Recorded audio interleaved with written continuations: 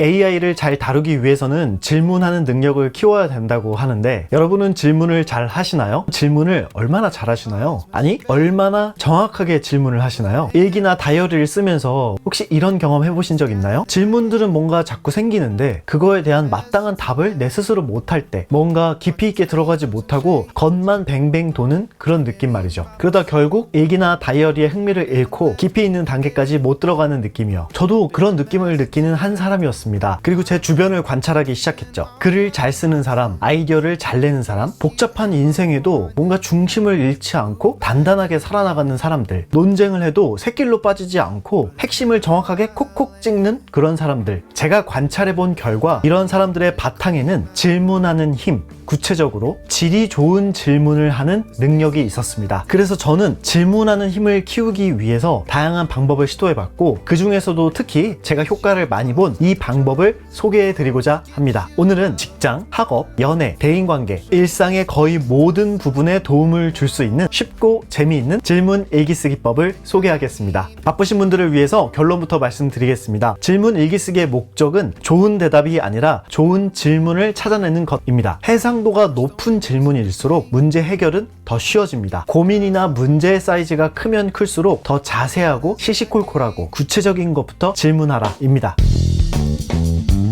질문 일기를 쓰기 위해서 우리가 버려야 될 고정관념 한 가지가 있습니다. 그건 바로 어떤 질문을 받던 우리 스스로 답을 할 수 있다라는 생각입니다. 역사적으로 위인들은 어려운 질문에 답을 찾았던 사람들입니다. 이런 질문을 일명 빅 퀘스천이라고 하죠. 하지만 우리는 위인들처럼 빅 퀘스천에 도전하는 사람들이 아닙니다. 그럼에도 불구하고 우린 질문이란 게 뭔가 철학적이고 어렵고 깊이 있는 어떤 것이어야 한다고 생각합니다. 그래서 연말이 되면 우리는 우리에게 이런 질문들을 던지곤 합니다. 내년을 어떻게 살 것인가? 사랑하는 사람을 만나면 이런 류의 질문을 던지죠. 너는 나를 영원히 사랑해 줄 것인가? 나를 얼만큼 사랑하는가? 이런 밀도 있고 어려운 질문들은 쉽게 대답을 할 수도 없고 답변을 준비하는데 몇 년 혹은 평생에 걸친 연구 끝에 얻을까 말까 한 것도 있습니다. 그럼에도 우리는 어떤 질문을 받으면 대답을 잘 해야 한다라는 강박이 있습니다. 그래서 대답을 잘 못하면 무능하거나 자괴감에 빠지죠. 그래서 우리가 선택하는 방법은 아예 질문을 받지 않거나 질문 자체를 하지 않는 것입니다. 그러면 우리의 사고력은 더 안 좋아지고 문제는 해결되지 않으므로 악순환의 고리에 빠지는 것이죠. 여러분이 평소 스스로에게 던지는 질문들이 너무 어렵거나 너무 거대하진 않은지 한번 자문해 보세요. 만약 너무 큰 질문을 던지고 있는 상황이라면 스스로에게 이렇게 말해보세요. 네가 던진 그 질문은 내가 평생 공부해도 대답할 수 없어. 좀 더 현실적이고 구체적으로 질문해 주겠니?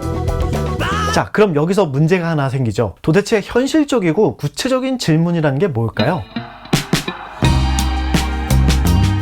질문 일기는 매우 간단합니다. 자신의 고민거리, 관심주제, 연구주제, 호기심거리 등 궁금한 질문 한 가지를 적고 그 아래 연속해서 질문을 써내려가는 겁니다. 질문만 쓰는 이유는 대답을 찾는 것이 목적이 아니라 좋은 질문을 찾는 것이기 때문이죠. 예를 들면 저의 경우 이렇습니다. 어떻게 해야 구독자가 늘어날 것인가? 구독을 누른다는 것은 무슨 의미인가? 구독을 누르게 만드는 것은 어떤 요소인가? 구독할 만한 가치가 있다는 것은 뭔가? 지속적인 가치를 제공한다는 것은 뭘까? 진지호기 채널이 주는 가치는 과연 뭐지? 가치가 있기 때문에 구독을 누르는 걸까? 어떤 채널은 100만, 어떤 채널은 10만을 가는 이유는 뭘까? 그 채널의 차이가 가치 때문인가? 영상을 보는 이유가 과연 가치와 연결성이 있는가? 질문만 이렇게 쓰는 이유는 대답을 찾는 것이 목적이 아니라 현재 내 상황과 내 고민을 해결해줄 좋은 질문을 찾는 것, 그것이 바로 질문 일기쓰기의 목적입니다. 이제는 너무 식상해진 아인슈타인의 명언이 있죠. 나에게 1시간이 주어진다면 좋은 질문을 만드는데 55분의 시간을 쓸 것이다.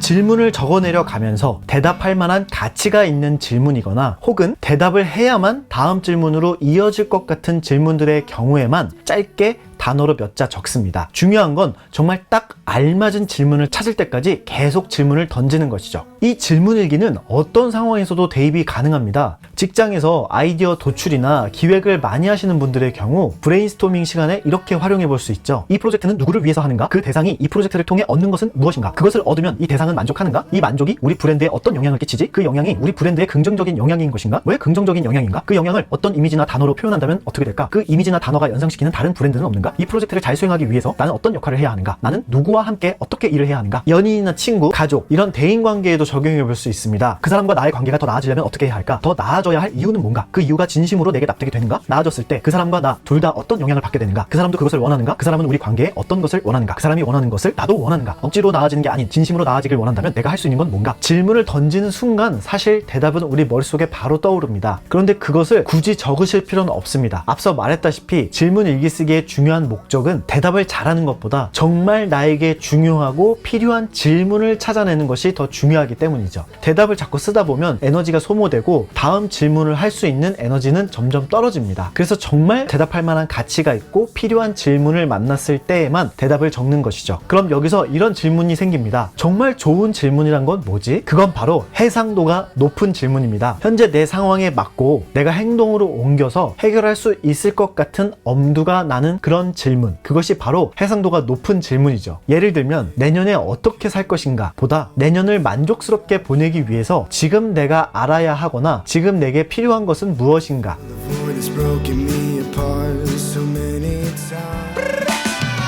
주의사항이 있습니다. 앞서 말했다시피 질문을 이어가되 대답이 필요한 순간에만 짧게 대답하는 것이 좋고요. 중요한 본질은 대답보다 질문에 더 집중함으로써 질 좋고 해상도가 높은 질문을 도출해내는 것입니다. 내 집중력을 위해서 최소 15분 정도는 아무것도 하지 않고 이 질문 만들기에만 집중하는 것입니다. 자, 오늘 영상은 어떠셨나요? 시대는 점점 바뀌어가고 우리에게 요구되는 능력은 더 많이 기억하는 것이 아닌 잘 질문하는 능력이 요구되고 있습니다. 우리 각자의 환경과 상황이 너무 다르므로 나 자신의 문제를 해결할 수 있는 것은 결국 나뿐입니다. 고로 오늘 알려드린 질문 일기쓰기를 통해서 여러분들의 사고력과 문제 해결 능력을 키우셔서 더 나은 삶을 살아가시길 바랍니다. 오늘도 여러분의 하루와 여러분의 소중한 기록 생활을 응원하겠습니다. 영상 시청해주셔서 감사합니다.